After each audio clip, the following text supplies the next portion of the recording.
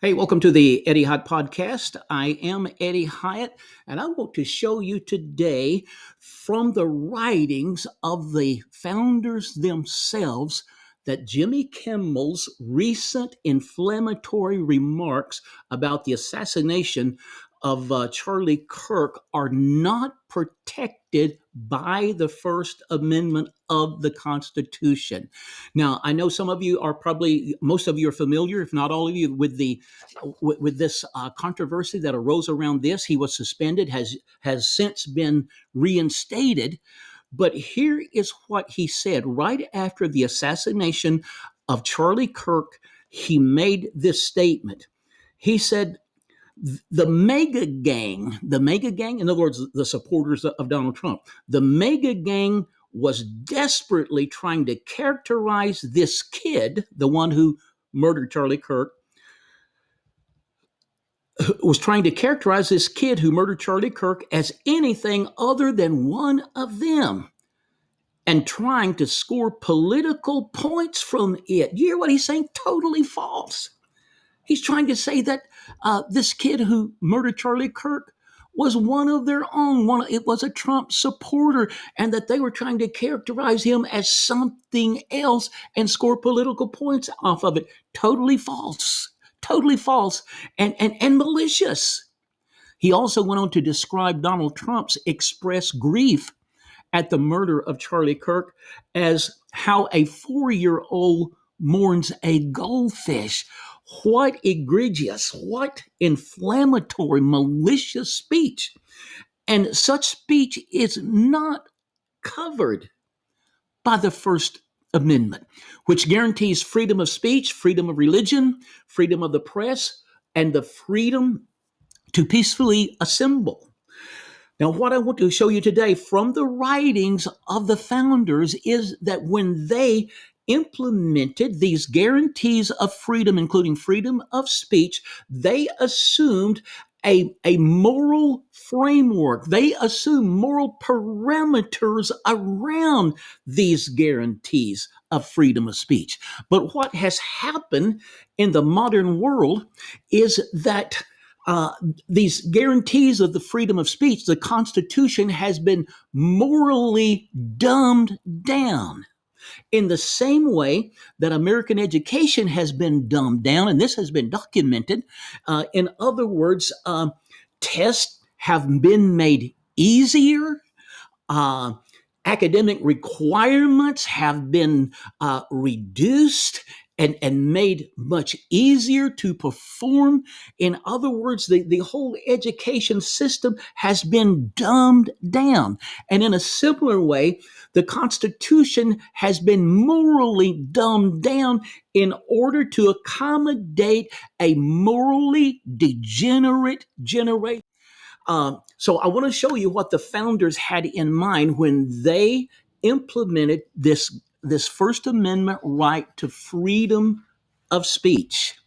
They did not have in mind to guarantee any and every kind of speech. In fact, they banned certain kinds of speech. For example, when George Washington was appointed commander in chief of the colonial army, one of the first things he did was to ban certain kinds of speech.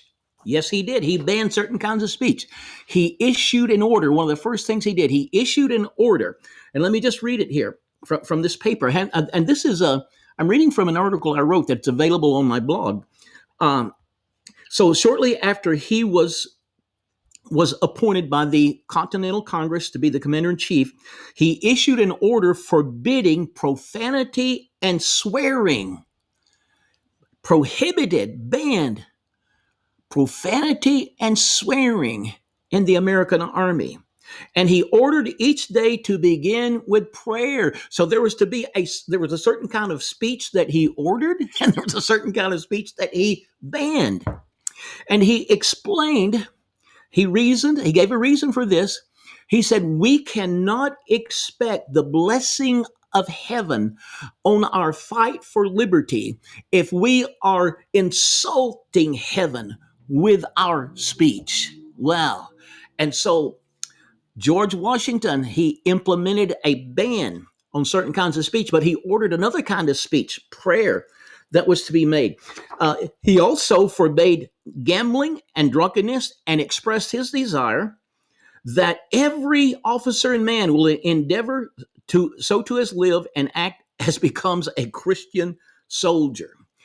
The founders, like George Washington, without exception, believed morality and religion to be the basis of freedom. Now, the founders, they use the word religion a lot. And when they use the word religion, they're talking about Christianity. That was the only religion that they knew. And particularly the Protestant form of Christianity. Yes, there was one founder who was Catholic.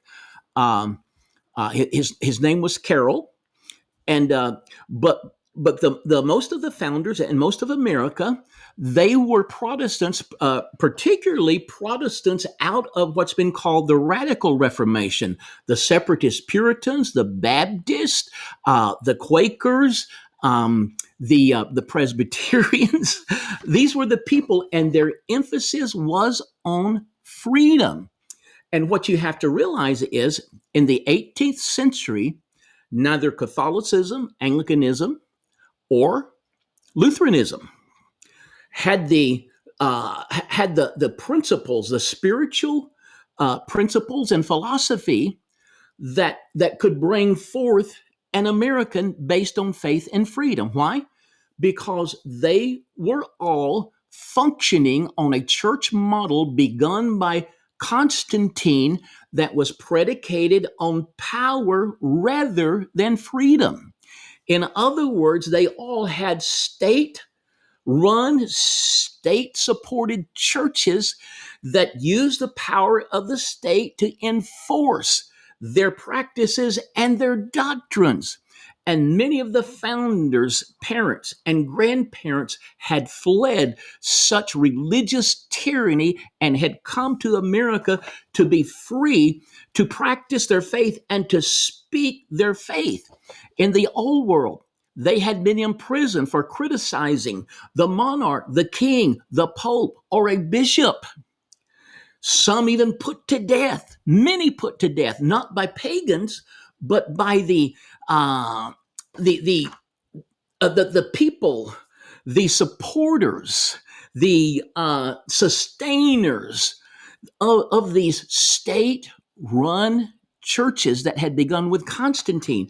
And so the people that came to America, they wanted the freedom to be able to speak to power, to speak the truth, to quote the scriptures and to speak the truth. And so uh, they all believed that Christianity and morality to be the basis of a true free society and a free republic.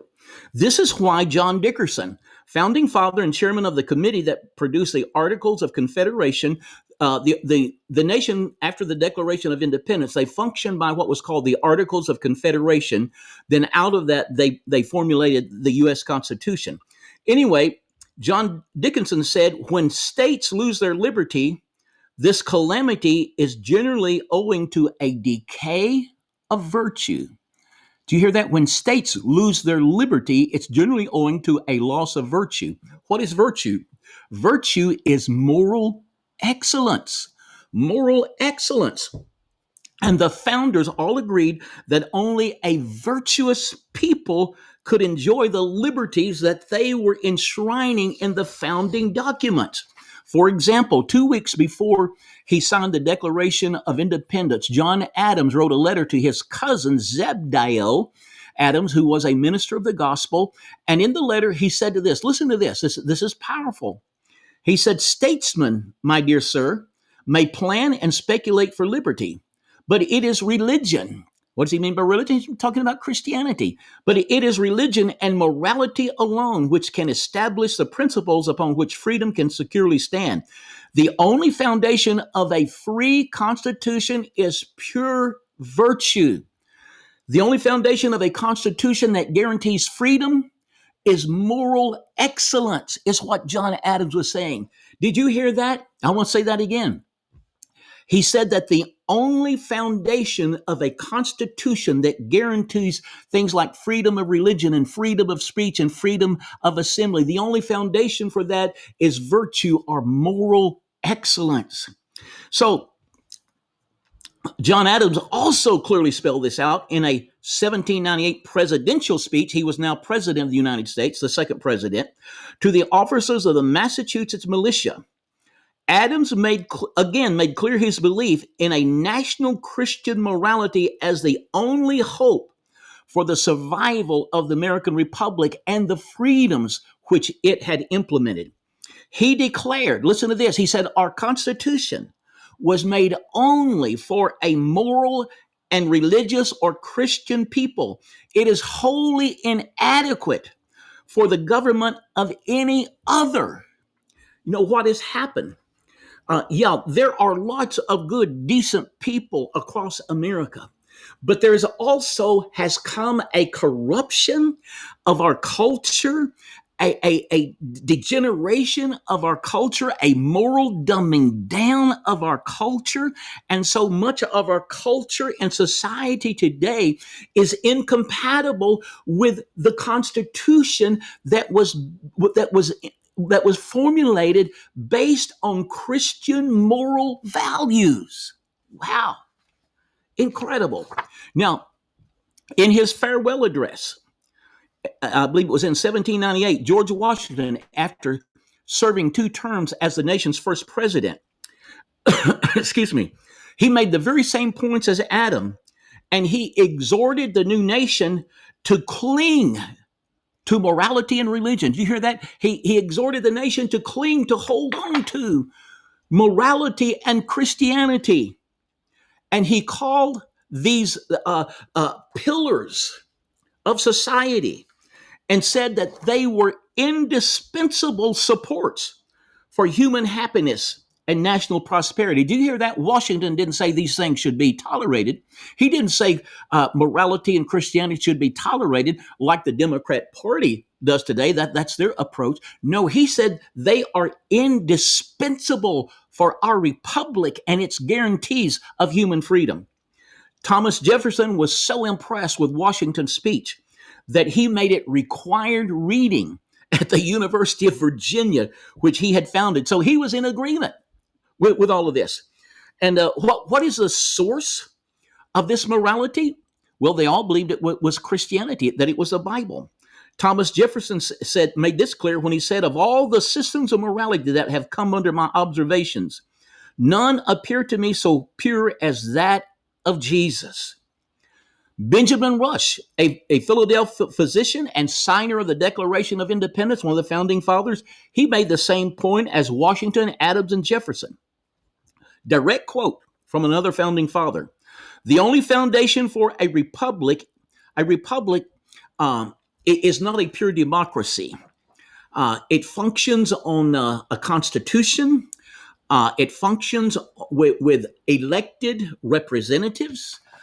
It has checks and balances, recognizing that human nature is flawed, and seeks to institute checks and balances that will protect the republic in this regard. But listen to what he said. He said the only foundation for a republic is to be laid in religion.